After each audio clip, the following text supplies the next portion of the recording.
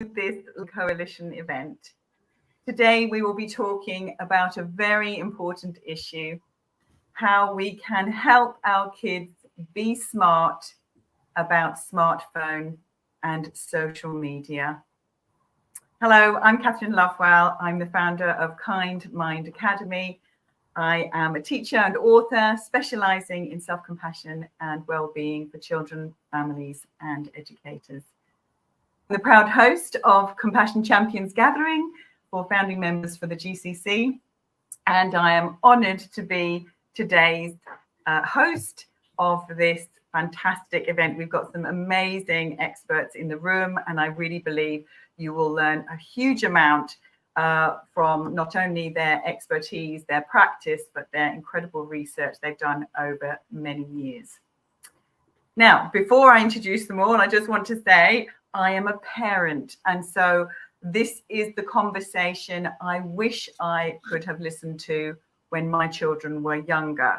They're now, I've got 3 young adult boys, men, and I've watched the evolution of this brilliant and also extremely concerning, fantastic technology, and how it's influenced their relationships, how it's impacted their learning and their connection with other human beings, peers and family. So I still today had to say, it's a phone down lunch, everybody, when they all came to visit. So there's something very powerful here for everybody. And I'm really warmly inviting everyone that's watching live to put in any questions. We will do our best to answer the questions we can at the end of this Q&A. Have a Q&A at the end of this session. So how will we go?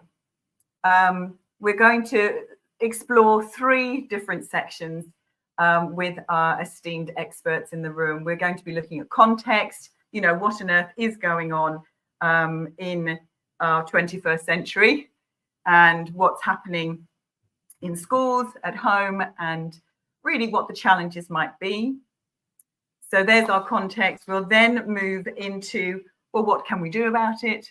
What are the things we need to be aware of, and how we can really start learning and discovering tools that might be able to support and prevent increasing stress and different challenges that we might face. And then we'll go bigger picture near the end for part 3, looking beyond the home and classroom. My goodness, just a small topic. So much to cover here, but we'll do our very best for you. And I know that all these wonderful experts will be able to shed light, hopefully, and relieve some of the tension, pressures, and concerns you might have. So let's dive in, and I'm going to introduce this wonderful panel today. We have Frances Maritos, warmly known as Frankie. She is a chartered psychologist and professor of psychology and affective science at the University of Derby. Her research within the field of affective or emotions science has centered on understanding psychological, neurological, cognitive, and physiological correlates of emotional well-being.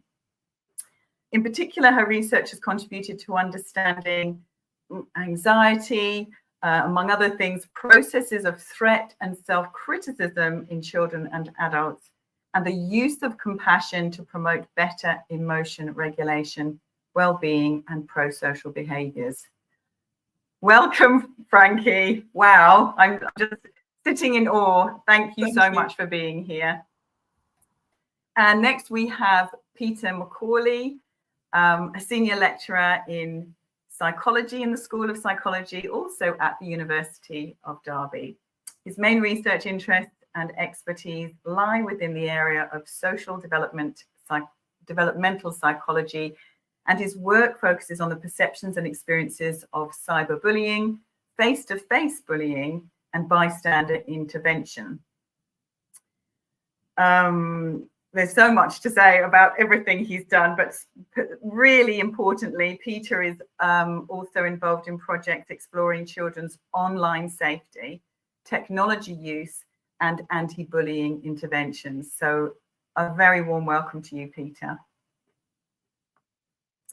And next we have the lovely Karen Bluth, who is an associate professor in the Department of Psychiatry at the University of North Carolina, where she conducts research on self-compassion and its influences on the emotional well-being of teens.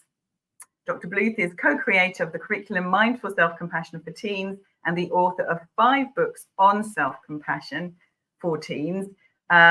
Most especially her latest edition is out. It arrived here yesterday, I'm very pleased to say, Mindful Self-Compassion for Teens in Schools, a 16-session social and emotional learning curriculum, which is going to be incredible. So welcome, Karen. Thank you for being here.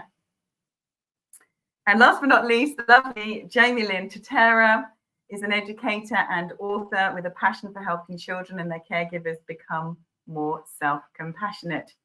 She has taught mindfulness and self-compassion to children ages 3 to 18 in diverse schools in education, and is the developer and teacher trainer of the Self-Compassion for Children and Caregivers program. So a really warm welcome to you as well, Jamie Lynn. Thank you, Catherine. So that's our team, our amazing team, to explore what we can do to help kids be smart with their smartphones and social media.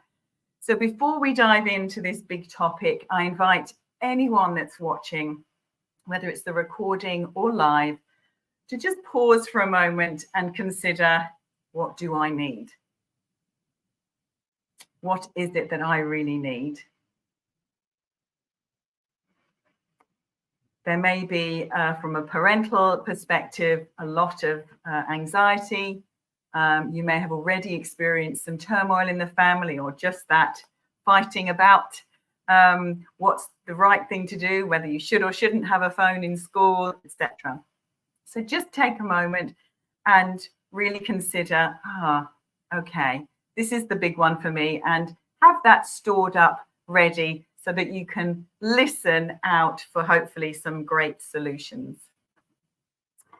All right then, if we're all ready to go, let's begin. Karen, if you wouldn't mind starting us off, what do we know about some of the impacts of smartphones and the use of smartphones for young people? Yeah, well, the first thing that we know is that with social media, it's not that it's all bad. So that's the good news, that there are ways that teens use social media and smartphones that are beneficial to them. For example, I'll just give you one example. For teens who have an identity, whether it's a gender identity or ethnic identity or racial identity that is different than others in their community or at their school, they may be able to find people online that they can relate to and that have similar challenges and similar struggles. So that's a way that that teens can find support online.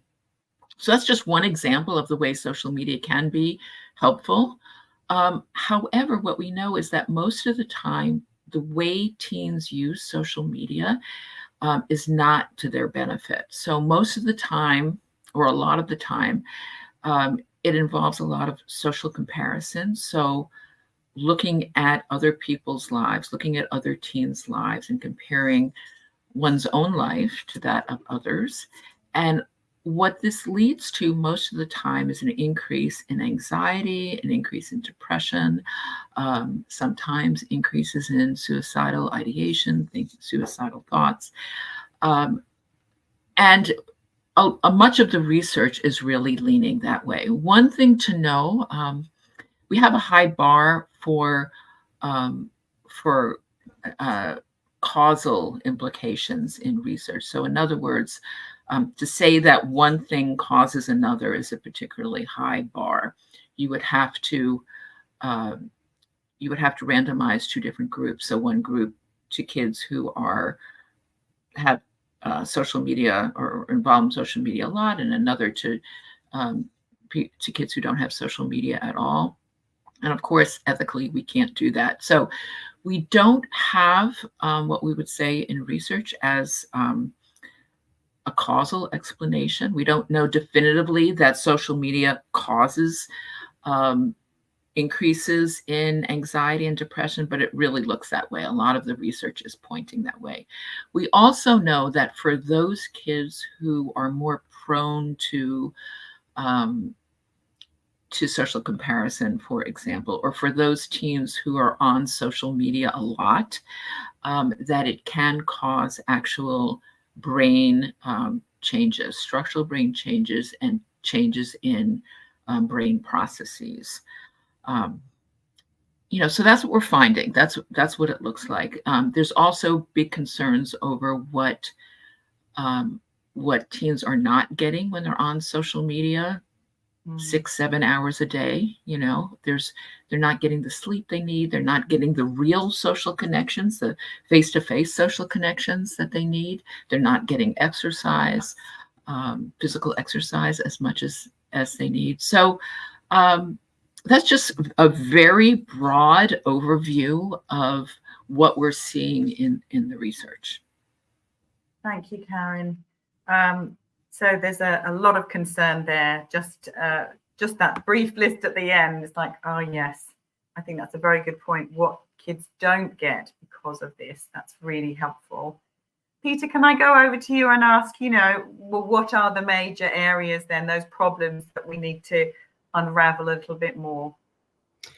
Yeah, of course. And I think thinking about major problem areas, I think what I'd like to firstly start off by saying, and Karen's already picked up on this, is actually social media, digital technology, it can have positive uses for young children, whether that be educational, whether that be social, whether it be recreational. So I think that's something for us to also reflect on, for parents, guardians to also reflect on, in terms of actually the positive uses of social media. But I think looking at the broader picture here, over recent years, there's been a widespread development of digital technology, social media applications, and it's becoming so much more accessible for young children to communicate with each other online. But obviously with that, there does become vulnerabilities. So it kind of heightens risk for online risks, online dangers. So thinking about some of the key problem areas in this area, there's a range of different online risks and online dangers that children can come into contact with. And actually, we could have a whole discussion about all these different risks. But thinking about the most common risks that children are coming into contact with, I think we can start off by discussing the fact that contact with strangers.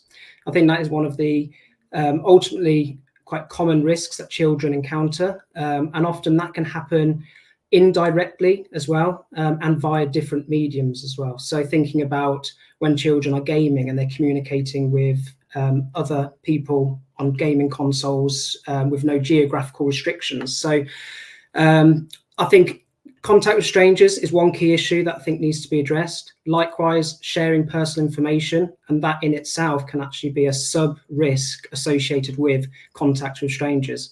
And unfortunately, when children have contact with strangers, often those conversations can start off quite innocent, but actually the sharing of personal information can be misused. And actually that could lead to stalking behaviors and an array of other associated risks.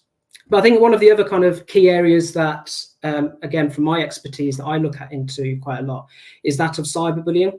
So thinking about the rise and development of digital technology, that in itself has created a heightened risk for bullying behaviors. So what would typically be most prevalent in the school playground, it would happen Monday to Friday within the school gates, traditional face-to-face bullying. Now we've got digital devices, we've got social media, we've got smartphones, and that has allowed children, users, to open up the doors to bullying behavior online. And actually, bullying behavior online, it works in the same way as it does in traditional face-to-face bullying. It's still repeated. There's still that power imbalance between victim and perpetrator. There's still that intent to inflict harm. But unfortunately, with cyberbullying, you've got unique characteristics. It's associated with increased accessibility, the permanence of the behavior. So actually anything that is said online in public forums is going to stay there for a very long time. And actually from a victim's perspective, from a child's perspective, they're always going to see that for a very long time, and that's going to have a long-term impact. But also access to illicit material. So thinking about exposure to harmful, violent contents, pornography, violence, harmful content that children may, again, find themselves coming into contact with indirectly as well. Broader mental health implications. I know Karen kind of picked up on this, but again, social media use can have links to anxiety, depression, low self-worth, and in particular as well, the permanence of online content. So thinking about that lasting presence, and again, most thinking about it from a bullying angle, that lasting presence can have an endless impact from a negative point of view for the victim. But just importantly, so obviously they're kind of just some of the key kind of risks that I've kind of picked up on in terms of children's online use. But it's important to know that not all risks result in actual harm. We can talk about all of these different types of risks, all of these different types of dangers, but not all risks will result in harm. And I think that from a prevention strategy point of view, their focus should be on supporting young people to stay safe and give them the tools to stay safe and actually be resilient and self-regulate and self-reflect on their digital behavior and their online behavior. Thank you so much, Peter. A lot to digest there. Especially, I think, for me, that permanence aspect. That's really powerful because that just didn't exist until we had this technology. And reassuring to those watching that not all risk results in harm. That is actually really great to hear and really helpful. So thank you. And then moving over to Jamie Lynn, what are some of the good aspects? We've had a few mentioned already, but these really, the positive things around smartphones and social media. There's so many brilliant things that we can also examine. Yes. And so on the topic of social media, I think a lot of things have already been highlighted of the benefits, but one of them also is social change and how groups can really gather together, gain momentum. This has happened in the past. So there's that positive upside to social media. And we've touched on the downsides. I think what I'd like to highlight positive aspects of, which we haven't gotten into so far much in this conversation, is just smartphones in general. And so, and I'm imagining, I'm a caregiver. I have an 11-year-old and a 16-year-old, and I'm imagining there's other caregivers who might be watching this that are wondering, should I let my child get a smartphone? Like, what are the dangers? So oftentimes it kind of like smartphones can be a gateway to social media, right? But they don't have to be connected, right? Like we've got controls on our phone, which we'll talk about later on, where your child can move up. And so I'm going to touch, obviously there can be problematic features of having like the internet at your disposal, right? The ability to text friends while you're on the toilet. So there's I'm like the other day I went to my daughter, I'm like, can you just go pee, sweetie? So there can be problematic elements to this, and yet there can also be connection. And so and there can be silliness, playfulness, and it depends, this idea, we'll talk later on about what age should kid get smartphone. And I think one of the things to consider is what is the temperament of your child? So my older one waited longer than the younger one, but my younger one, she is introverted. Left her own devices, she would sit on the Papa San chair in the other room and read all day.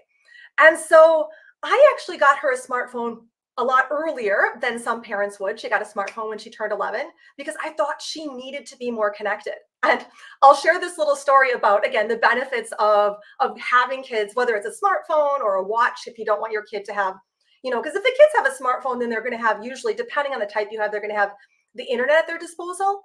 And again, but they oftentimes do on devices at home too. But having it always in your pocket can have its own advantages and disadvantages. A smartphone or like an Apple Watch can have the advantage of, this is what I want to highlight, group texts with friends.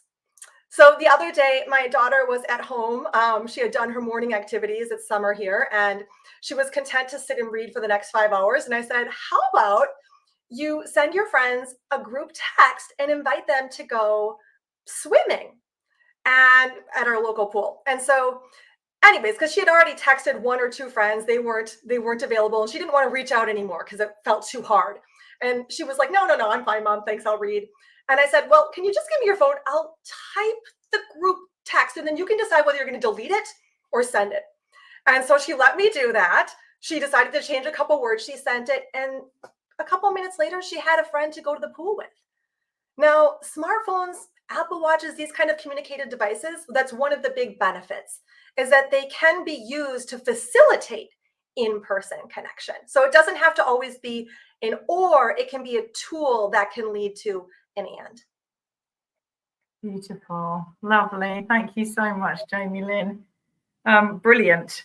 Yes. And I think that, just looking at the simple things about choosing where to go, what to do, they can find out. Will it be open? And if you want to go for something to eat, and does it have gluten-free? Or, we've just been through that at, the local pub. And you can do all of that without having to travel all the way there and then discover, oh, it's closed or whatever it is. So this is fantastic. So let's dive in a little bit more about, what we can actually do about this. Let's dive a little bit more deeply. And we'll go over to you, Frankie. Let's start, should there be a minimum age for having a smartphone? What do you think? Let's open that can of worms. Yeah, no, it's a really interesting debate, isn't it? And actually, it's quite interesting because, again, I'm a parent as well, and my daughter is now 15 and my son is 13. And generally, the advice is that parents should probably wait until their children are about 13 before having a smartphone. And that's due to brain development and social maturity. But, as we've heard, as Jamie said, actually, we gave my daughter a phone when she was 11. She was a little bit shy, but also it was during COVID. So she had access because we wanted her to stay in touch with her friends. So at 11 years, we got her a smartphone. We spoke to her about it, and we had it quite tightly controlled, but we allowed her to have WhatsApp so she could continue those conversations with her school friends and have that social interaction when she could not have it. Our son, he was less interested in tech, interestingly. He was slightly different. He was happy to wait until he was in high school. And the reason we had, again, it was those social connections. We got him a phone because he was going to a different school than his friends from primary school. And it was about those social connections and being able to stay in contact and have a method when he wouldn't see them. So, it's really hard because the general guidance says about 13. But as we've seen, there's benefits as younger children. What I will say is there's lots of data now shows that children under the age of 8 have very limited understanding or perceptions of risk. So Peter's talked about some of these things, not being able to talk, strangers, not understanding stranger danger, not understanding what's appropriate contract, not for even understanding what a pop-up is or whether they should click on it or those types of things. So what we tend to know is if your children's under 8, then actually their maturity, brain-wise, socially, probably wouldn't be good and able to handle a smartphone. But I'd also say, it's a parental decision. You know your children. We all know our children. We've talked about different children and the different uses. And I think what's ever important before you enable your child to have a smartphone is to sit down and have some conversations with them.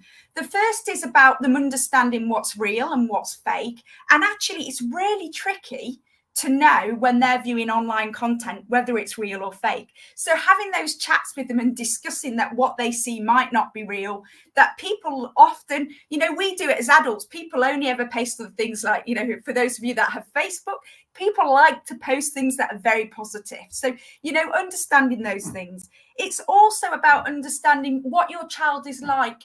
Are they at a point in their lives where they are, for example, more able to make their own decisions than be informed or swayed by their friends and their peers? Because if they're still at the point of being quite swayed, they'll be more influenced by some of the online content. And we know there are some characters out there. There are some, I won't go into names, but there are some characters, that we know that young boys seem to be attaching to and attending to, which can be quite harmful. And then, the other thing I'd do is I'd actually sit down and talk with your child about why they want the smartphone. Okay. Now, I wish I'd done this. I hadn't actually done this, and it's something that I wish I'd done. I wish we did speak about them and we put our children on and we gave them WhatsApp. But, you know, what content is it that they want to access and why? And if you have those conversations before giving them the smartphones, and we did do this actually, but just not with every app they have, you can then discuss and agree ground rules with them. So you can have these chats about what they can access and time limits, especially with younger children, before you give them the device. But again, you know, that's just some of the things I think are quite important, and I would hope others would agree to. That's really helpful. Thank you, Frankie. By golly, that's a challenge, isn't it, to look at all the pros and cons, that's very helpful to understand that under 8, no perception of risk. So that may really be a very helpful starting point of information for parents that aren't sure. Certainly in the UK education system, secondary school is usually the time, okay, well, you're going to be traveling independently. That's probably a wise time to have a phone. But that's actually where I certainly had lots of challenge, because my eldest son had the no smartphone rule in his school. My youngest son did not, went to a different school. And I know this is going to be talked about in a moment, so I will hand over to you in a moment, Peter. But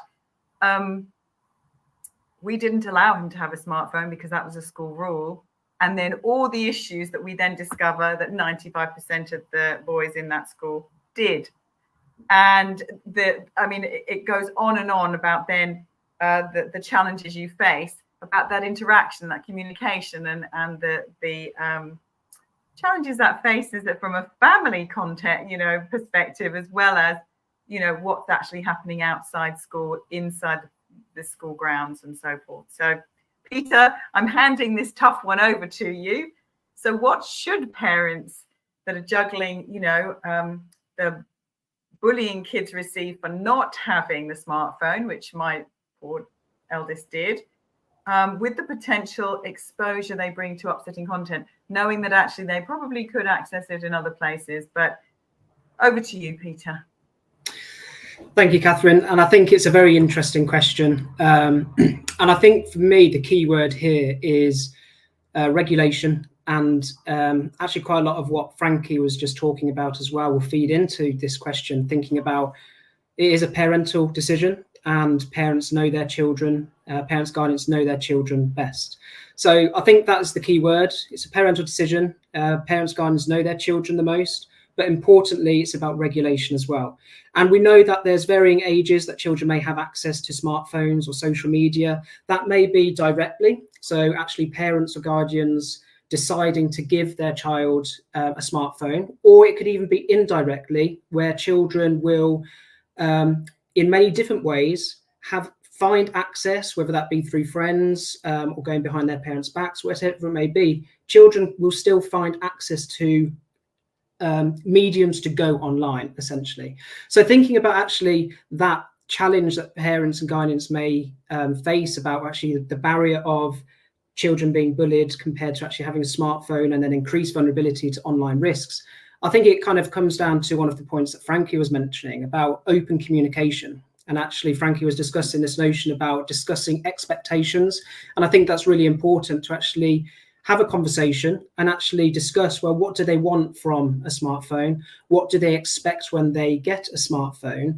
And kind of setting those early boundaries and guidelines about smartphone usage, time spent online, setting those boundaries, regulating that smartphone use. And I do think regulation is a key word for children when they're going online and having that smartphone use. I've done lots of interviews with parents, teachers about issues like this. And interestingly, something that parents and teachers have found to be quite successful in having a phased introduction to having a smartphone. And I know Jamie Lynn mentioned this as well, but not all devices will enable access to the internet. But you can still get phones to enable and foster and facilitate the interaction, online interaction over texts, etc., with friendship groups. So actually, one option could be a phased introduction where children have let's say, what we may consider more of a basic phone that has more restrictions in terms of being able to get online, but still fostering that communication that children may want. And actually, by having that early conversation, why do you want a phone? The primary response could be to talk to their friends, to keep in touch, to message them, to meet up, etc. So actually, that may actually give insight onto those issues. And then likewise, thinking about this kind of challenge that parents will feel, education as well is inevitably going to play a role. It's important to have conversations with your children about what is right and what is wrong. Children would typically be aware of social norms and how to behave in the school playground. Children are very good at understanding what the right behavior and what the wrong behavior is within the school gates.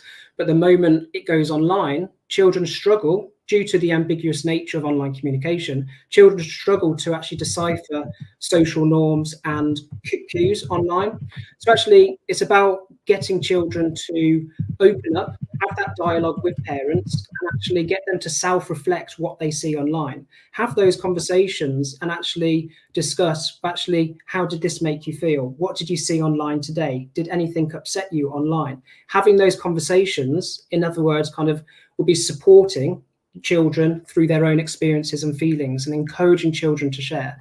But lastly, just want to finish by saying the decision is ultimately a parental decision, but importantly, parents know their children.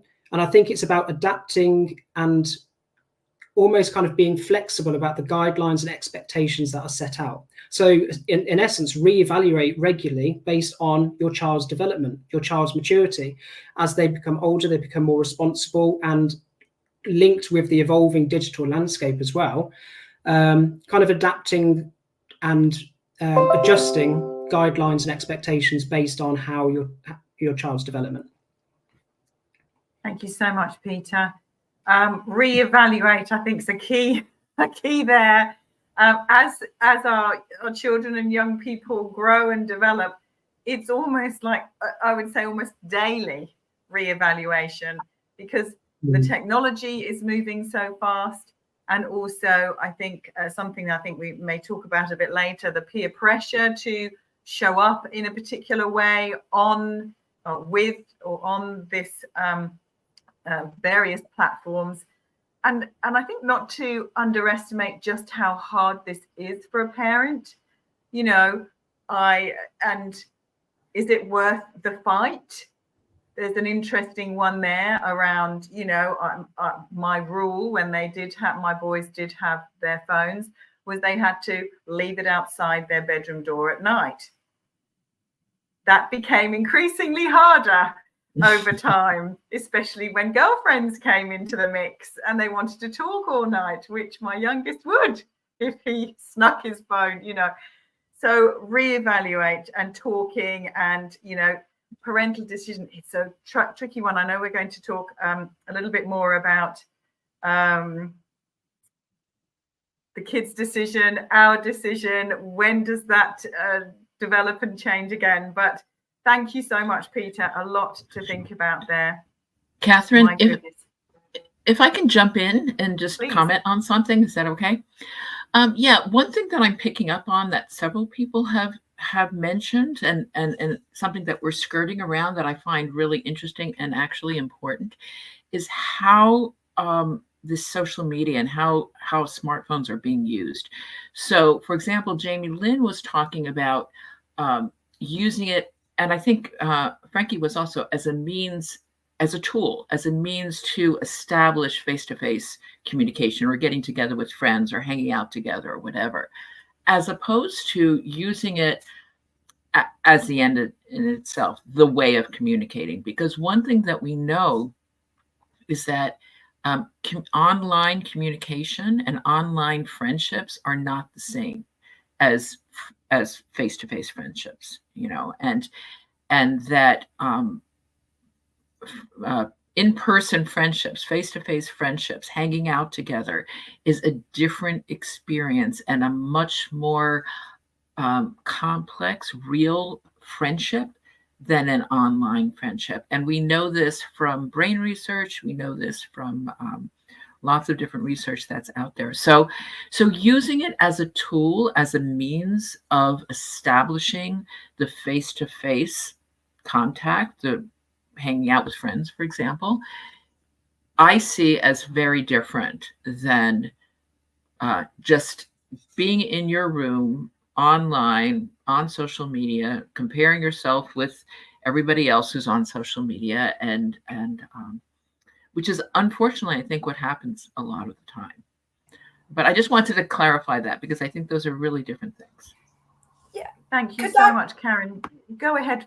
Yeah, Frankie. I was just going to pick up on Karen, and it's a really important thing. And one of the things we know, and it's so hard for parents and it's so hard for children.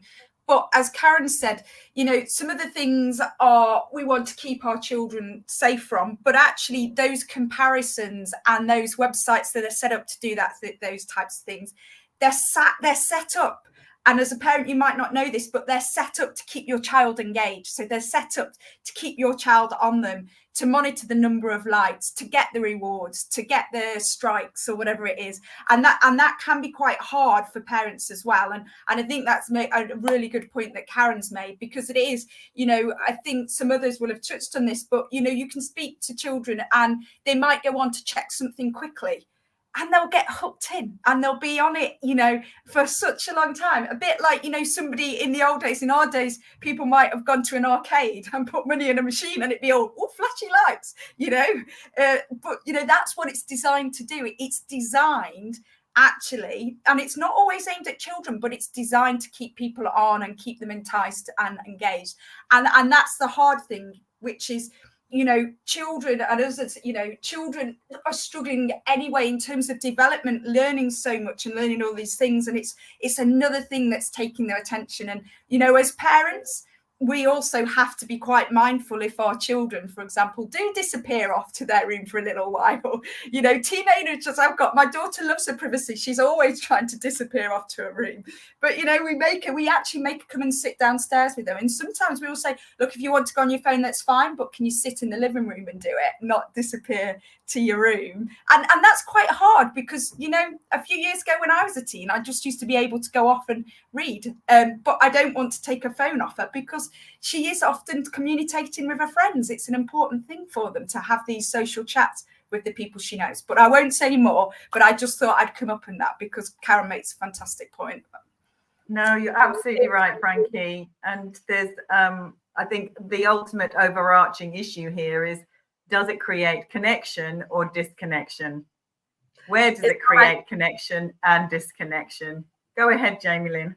I just wanted to touch a tidbit on that exact topic, because I know it's not going to flow into other places in our conversation. But one of the boundaries I have, my daughter has a friend that loves videos, loves social media, and they'll have play dates, and her friend will want them to be on their phone, like during the play date. So also being mindful of the fact that sometimes online stuff, whether that's, you know, social media, or it might just be like videos, and that can be an interference. So actually, I've had to develop boundaries. My daughter's grateful, where when this particular friend comes over, I say, okay, smartphone's on the table. If you want to play with them for the last 15 minutes, that's fine, but go ahead. And so just being aware too, that sometimes kids are not learning, like even during face-to-face time, instead of engaging face-to-face, which can be more uncomfortable, more vulnerable, they're choosing smartphones. So also, and I think this rolls into our conversation about schools, but just this idea that sometimes we might have to have boundaries around smartphones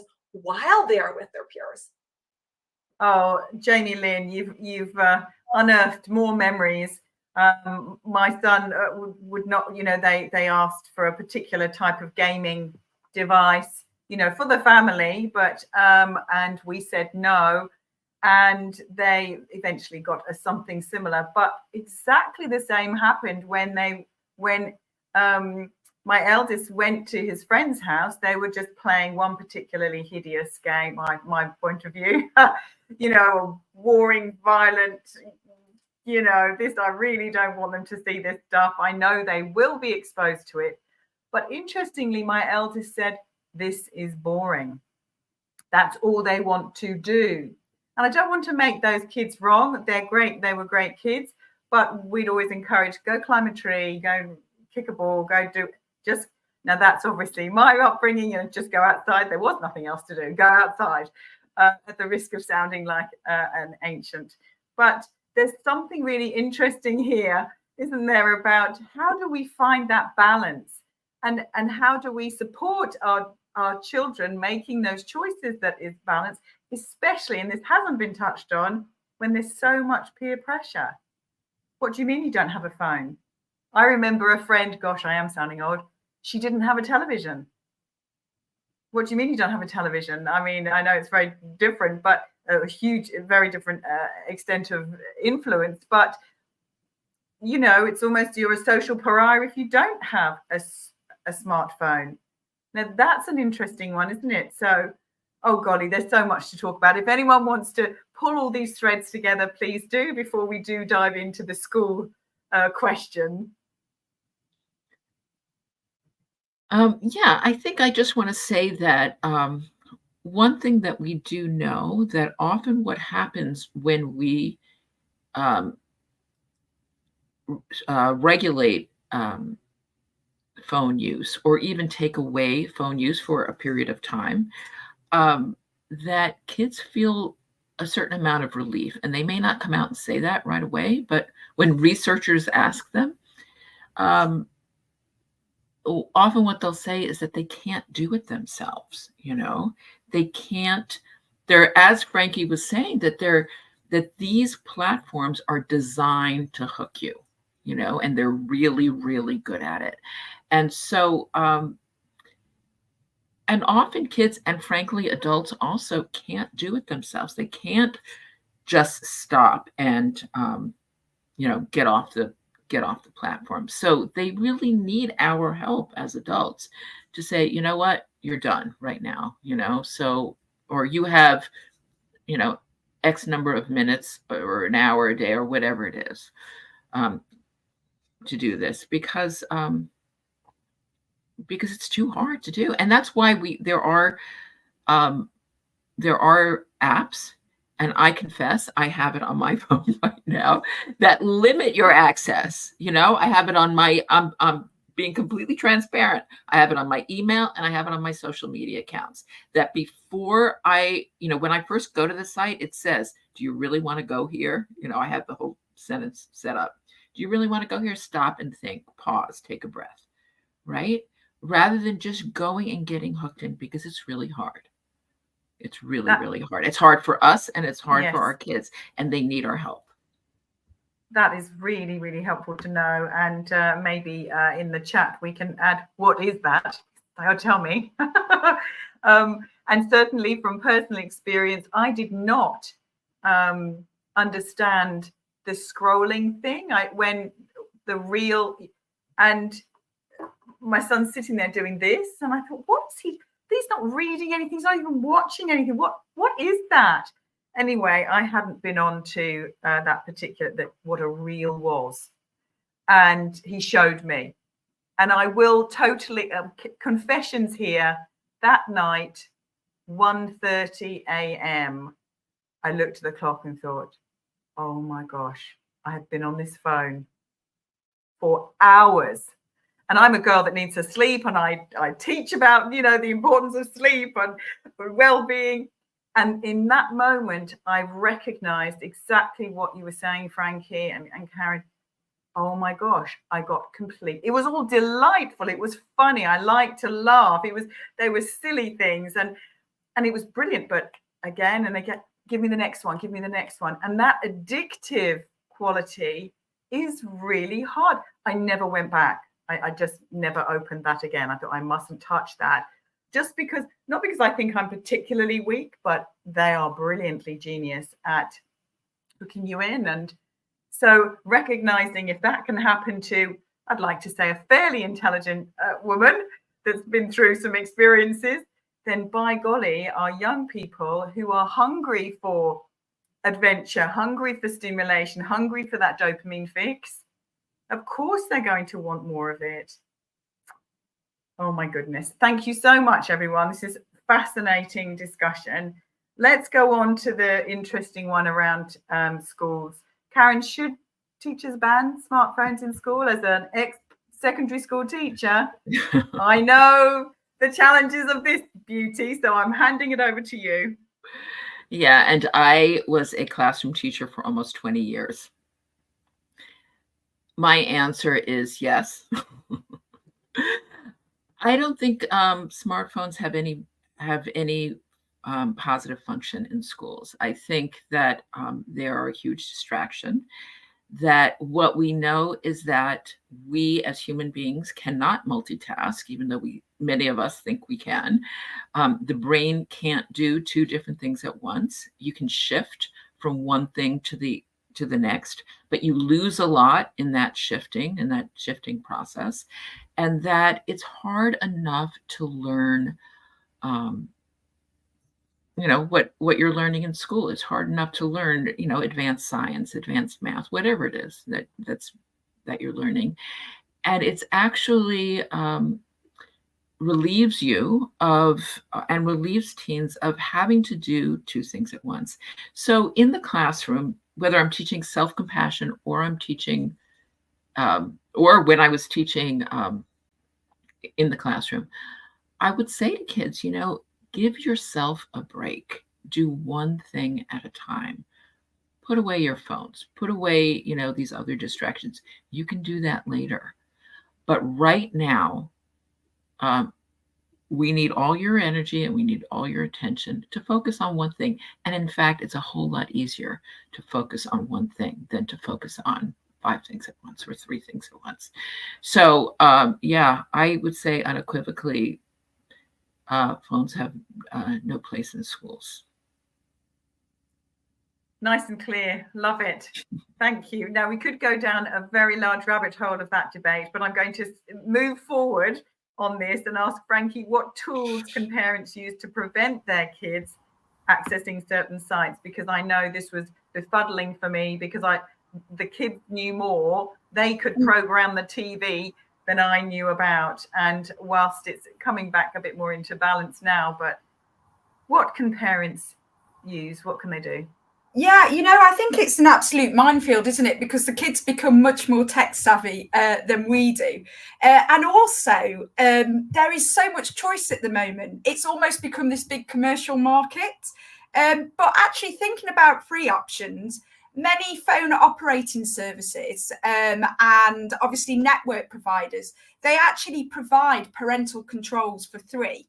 And it's normally through something that's named a family group service. So, for example, if you've got iDevices, then the family setting or app provides, with parental club controls, and that's great because it allows you to block access to certain websites or limit time on your children can spend on their phone, or limit access to certain websites. It allows you to do all of these sorts of things. And for Android as well, there's something very similar. It's called Family Link, and it's also a free service that you can download, or a free app that you can download.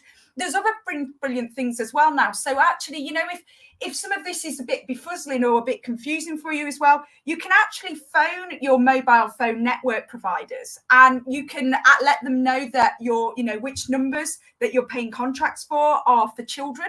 And they will actually then apply additional safeguards to your children's accounts. And the same as well, if you have TV streaming services and networks, you can do exactly the same now. You can basically put the parental controls on the account on their accounts. You can let them know which accounts are children's and adults. And again, you can have these nice things where it's set up on one of your device, where you can switch off certain apps or certain services, for example, if they're streaming them through their television. But there's so much there, and I think it's really important that, especially with younger children, we have these controls as well.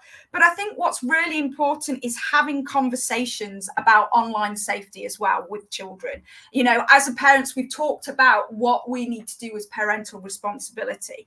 And we know as well that we heard Jamie talking about how a friend came around with a phone and the kids come around. We know that children can accidentally, through no fault of their own, access content. And it might be things that their friends are showing them on their phones, or it might be through other means. And I must be quite honest here that we've had quite frank discussions with both our children. So we've had discussions with them about, you know, how you can access pornography through their web phone, so through their phone or through different things. And the sad reality is that we know several of their friends, for example, are viewing such content. And potentially also wanting to share this with our children on their phones. But we've had these discussions with our children about these sort of things and these sorts of issues. And because of that, they come and talk to us about this, and we tell them about, you know, having some of these discussions, and maybe, you know, they can say no, they don't have to view things, they're not interested in it. And we're also very open with our children and ask them if we can review their browsing histories from time to time. So I don't want to be someone that looks at my child's browsing history without them knowing that I'm looking at it, for example. And through that way, we can, if we see something that we think is inappropriate, we can sit down with them and discuss why they might be looking at it. So, do you know, I do think parental controls are fantastic, and there's so many different family settings and apps that you can do that will help you.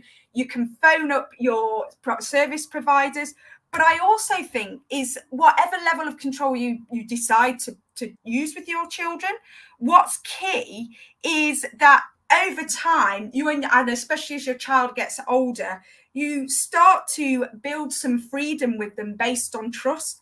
And I think this is really important because we've talked about, you know, developing our children and developing them as well. So I think we need to have these open discussions with our children, and as they get older, allow them more freedom, but have it with trust and discussions so that they begin to develop more as rounded individuals. And I think it's perfectly acceptable as well, you know, to talk to your kids about, as we were talking about earlier, about, you know, maybe that when you've got hooked into things and you've watched things and you've not been able to turn it off, and share those experiences, or when something's popped up and it has been disturbing content. But yeah, there's lots of parental controls, there's family apps, we just talked about some of those you can set up, but having those conversations, those frank discussions with your children as well is really important. Thank you so much, Frankie. I mean, I think we come back again and again to the invitation to have these, I think, sometimes very difficult conversations.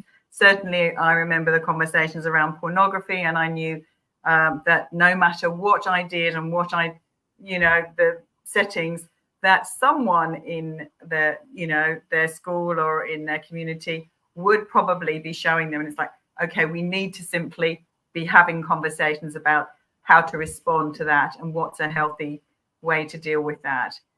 Now, we do have a lot of questions coming in from the people online. So I would just like to sort of draw some threads together, as much as there's still so many juicy questions we've got, but I'd like to bring our attention to some of these. I think they're really helpful.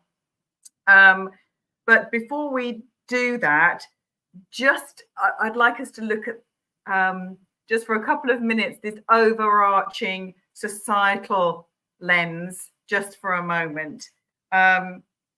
Whether it's, can schools do more to help? What do we do with digital literacy?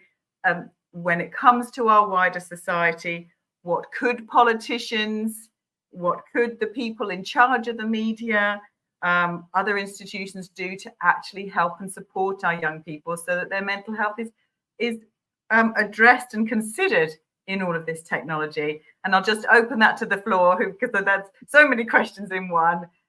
Who'd like to address all of that? I just want to say, I don't want to address all of it. I just want to say the burden shouldn't be on parents completely, you know, and that, so for example, limiting social media, limiting phones in schools shouldn't be upon parents. It should come from the schools, and the schools should make the decision that in our school during these hours from the beginning of school to the end of school, no phones, right? It's, you know, parents have a hard enough job, and we don't want parents working against other parents, you know, some parents saying it's okay and other parents having it not be okay. So it has to, some of this burden has to be on tech companies, on schools, and it shouldn't all fall on parents.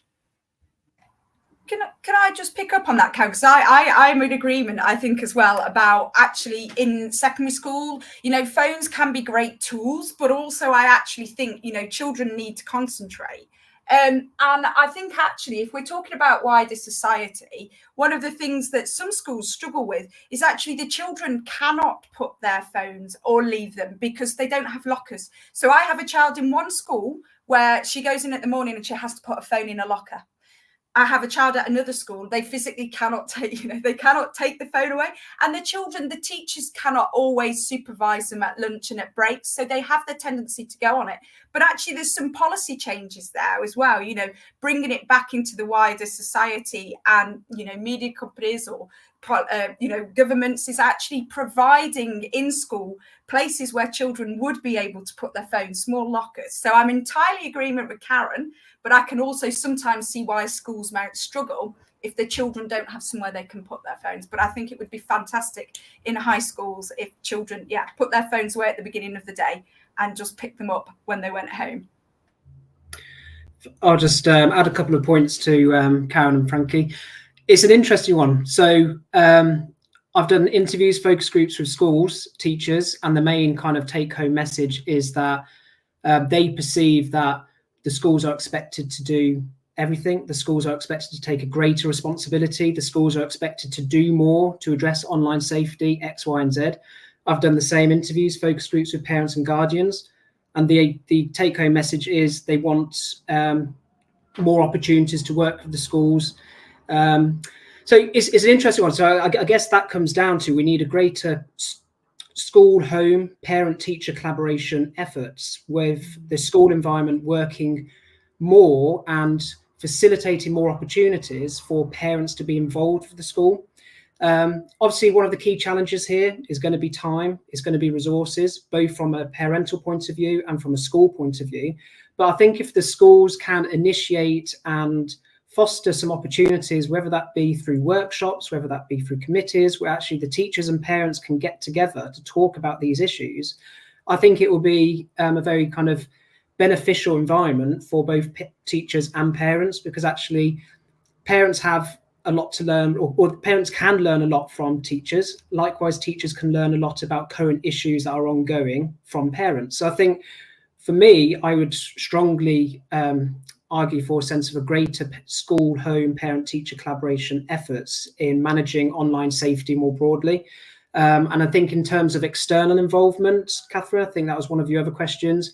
I think there does need to be more external involvement. And for example, I know some schools that I've worked with have got the police involved. So they've actually got a police officer or a police representative to come into the school and actually talk to the children about online safety. These are the risks. This is what can happen if you do X, Y, and Z.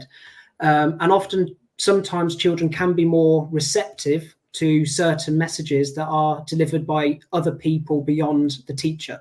And there's lots of research to suggest that children are often unreceptive to teachers' anti-bullying messages or online safety messages. So it's about schools coming up with a way to rejig or re-energize anti-bullying or online safety messages that are delivered in the school environment, because a lot of current literature and a lot of kind of feedback that I'm getting is children, it goes in one ear and it goes out the other. They're not connecting with what teachers are delivering in the school play in the classroom. So I'm just going to add on. I realize we only have just a minute or so left in here. So I want to kind of touch on a topic and also address some of the concerns that people have shared in the chat, and kind of pulling together. So much of this is about connection, right? So these messages that we give kids, they don't arrive if they're not done with a sense of connection. One of the things I do with my 11-year-old, I show her my screen time for the week. She shows me hers. We're in it together. Educating kids that, there was a question in the chat about my kid doesn't want to get off their device when they're playing a game. Educating them that these games are made to be addictive. Social media is made to be addictive. We are in it together. I understand this, and together we're gonna find what works for us. We're gonna self-observe. We're gonna be honest. We're gonna explore, and we're gonna keep learning. Thank you so much, Jamie Lynn, Karen, Peter, Frankie. I mean, we have come to sadly an end of this panel discussion. There are lots of questions unanswered, but I think hopefully everyone watching will have felt hopefully very supported and feel they have some practical resources to explore and look at. And hopefully they're reassured that they're not alone. I really wish that there had been more conversations. I think it's getting much better now. When my kids were little, it was still, everyone was blind leading the blind around what was best, what was the right or wrong thing to do. And I love that there's been so much research now to demonstrate how this screen time can be affecting their development, their brain, their ability to concentrate on one thing at a time, etc. So thank you all so very much. For those of you that have been watching, apologies if we haven't got to your question. But I would invite you to pause and think, okay, what's my biggest takeaway? What action can I take now?